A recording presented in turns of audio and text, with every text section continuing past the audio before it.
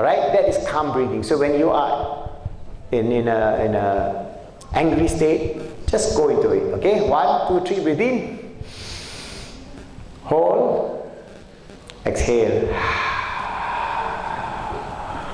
breathe in, hold, exhale. One more time, breathe in, hold, exhale. All right.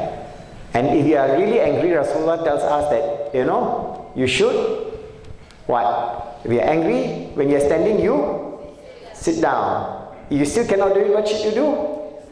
Lie down. So Rasulullah is pointing to a psychological phenomena. When you are angry, what happened to your heart rate? Palpitation, right? You're breathing very shallow. So when you sit down, that's the first phase of trying to bring down your calmness. If you cannot do that, you lie down. Then naturally your breathing is actually becoming more relaxed. You see, Rasulullah is pointing to the whole idea of actually controlling anger. And anger is the biggest problem in the human race today. So there can be a lot of research in terms of anger. Alright? Because breathing affects your psychological and your the hormonal and transmitters balance within yourself. So you can do a lot of things with it. For example, there are variants which from here we can understand how we can do it. And then as Muslims, when we are angry, we are told to say what? Astaghfirullahalazim. So now you breathe in and then hold, say Astaghfirullah. Quietly in your heart, point to your heart. No voice. Alright? Okay, you breathe in. As you exhale, you say in your heart. Now point as if your breathing is coming from your heart. This is your qalb, your center. Your center is here. So it is called heart breathing. You breathe in. So you say Astaghfirullahalazim. Breathe in. Astaghfirullahalazim. Breathe in. So you see, you become very fast. So if you are driving, you got stuck in a traffic jam, what do? Angry, you want to overtake, you want to bang the other guy, you just do this, sit down, a simple exercise, okay? So there are many things that you can do within the Islamic framework, because Allah tells us about many things that we can do, but from inference, then we can use the sunnah and infer it to modern psychology. Remember, you must be open-minded, because I met somebody who said, how can you do that? Rasulullah never do that. Oh, this is bid'ah. Then I cannot say anything. Alright? For such person, I say, thank you, sir.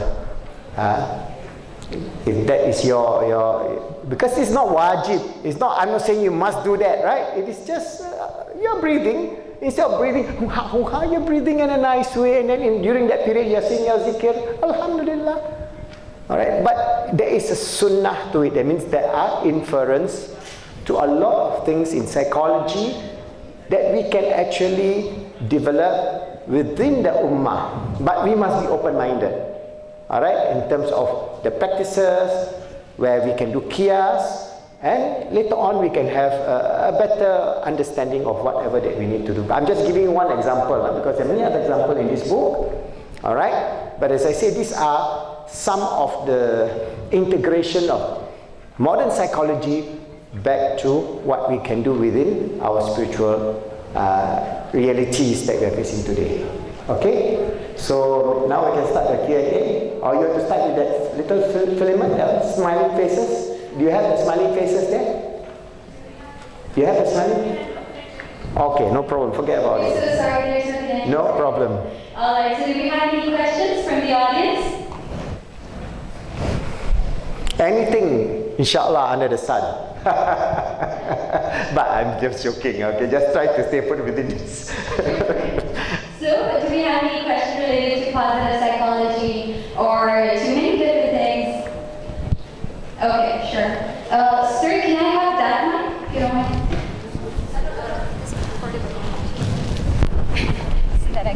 biar. Okay, okay. Sorry.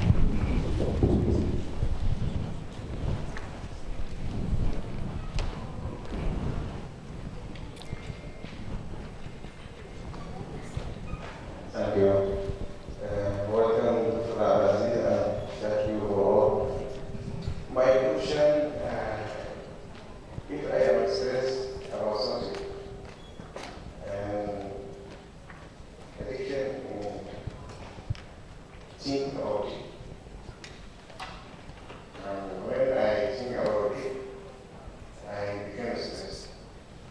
Blood pressure high, cannot eat normal. How can I avoid this stress or choice?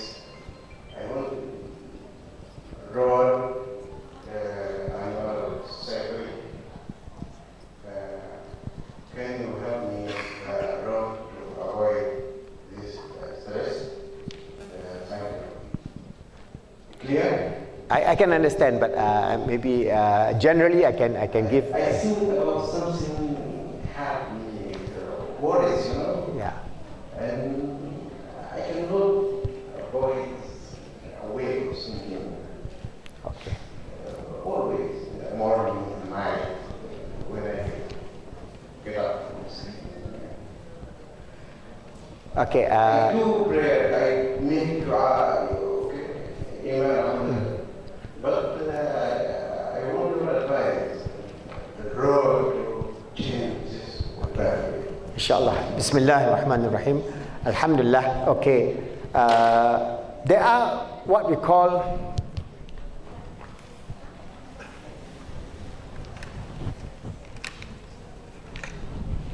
within the framework of Islamic psychology, we have external influences.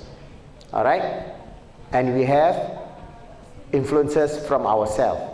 That means external influences could be from the evil realm. It also can be from the angelic realm. All right? So there are influences that are inflecting us. That's why we have Surah Nas when we cite Qul a'udhu birabbin nas. So basically, how are we going to actually moderate our inner speech? This it needs a lot of training. But maybe I can just give you tips only, because actually issues like this, there should be somebody helping you, to help you along. I mean, somebody who is psychologically trained to help you to overcome. But from the Islamic model, our model here, we have our perception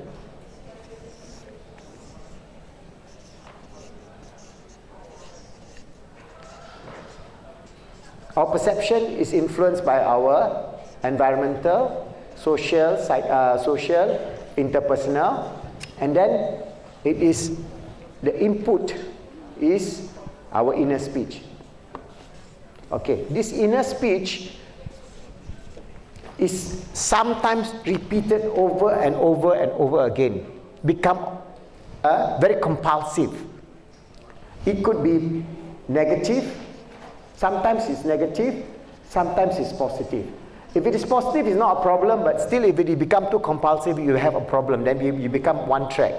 But negative will be input of this inner speech, is how you shape this inner speech.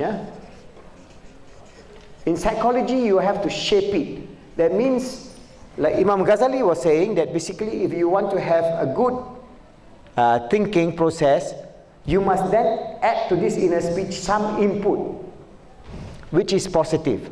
That means if you are thinking of depressive things, that means in life, we go through life, we have previous incidents, maybe in our childhood, maybe in our youth, maybe in our life where we face a lot of hardship, and that becomes flashback. It comes back to your mind over and over and over and over. And then what you do is, when you allow that flashback, this flashback actually is very small, very small. But when you think you are feeding it, it becomes bigger. When you think some more, it becomes bigger and bigger and bigger and bigger. So your flashback actually is being fed by repetition. you repeat. If you keep on repeating that idea grows in your inner speech. So the first step is always to try to actually not to stop it, because you can't stop it. The first step is always to shape it. So maybe when that idea comes to you, you can do something else. Take a book and read, or what. That means this is what we call just a technique to actually put you on another level of thinking. Because if you sit down quietly in your room, what will happen is that you'll be thinking of that one thing alone. It will be repeating in your mind, repeating. Then you find no way out. But the next time around, this will get even bigger and bigger and bigger and bigger, because you are feeding it. So if you want to stop the feeding of negative thoughts, you shape it first by distraction. You distract yourself, something positive. For example, you're having that thought, maybe you go out, talk to a friend and have coffee. When you're having coffee with your friend, do you have that thought? The thought doesn't appear, right? It disappears. So you can find a few tactical avoidance techniques: reading a book, going exercise, jogging, all right? Or even open your YouTube, find some comedy, people laughing, just something, or whatever it is, you just try to distract, so that this repetitive process of negative thoughts in your inner speech will then be diminished. And if coupled with what I've told you, the SEMP, you always must work on when you work on shaping process, you work on your mental self, and your physical self, and your emotional self. Always try to imbue in yourself with your inner speech, inshallah, Allah protects me and I feel good, inshallah, and that kind of thing. That means in your inner speech, it is like a dua, but this is your own language. Inshallah, slowly I'm doing it. Then you don't think about that thing, but you're thinking about doing something positive. Inshallah, maybe today I'll just finish my paper, or whatever that you need to do, or do whatever that you need to do, okay? So, when you work at the spiritual level, that is where your zikr come in, zikrullah, alright? You can implement the zikrullah with Asmaul Husna.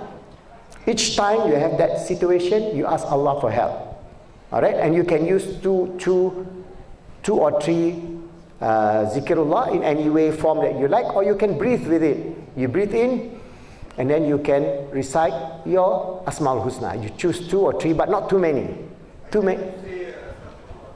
Astaghfirullah is good, but you can use the Asmaul Husna, very specific names of Allah, alright? Then you choose 2.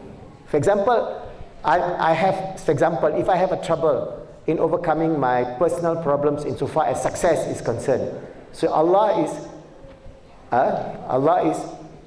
Ya Fattah. Allah is the giver, the opener of the gate of success. So I'm having trouble with my success, right? So what do I say in my heart? Ya Allah, Ya Fattah, Ya Allah, Ya Fattah, help me. So who are you relating to? Allah. So at that point, is your negative thoughts still there? It's not there.